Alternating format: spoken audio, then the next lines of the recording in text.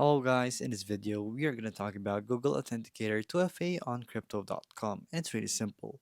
So we have crypto.com ready right here and our Google Authenticator. So first head on to your actual crypto.com, go to your settings and then locate your own account in settings and then go to security and locate 2FA.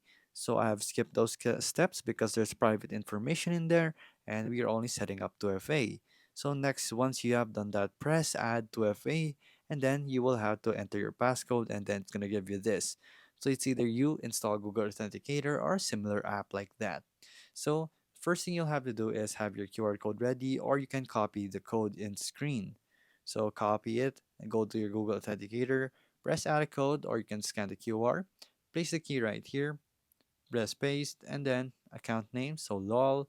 We add that, we copy this basically just by pressing it, and then proceed to verify. And now once you press paste right here, it's now successfully set in your account.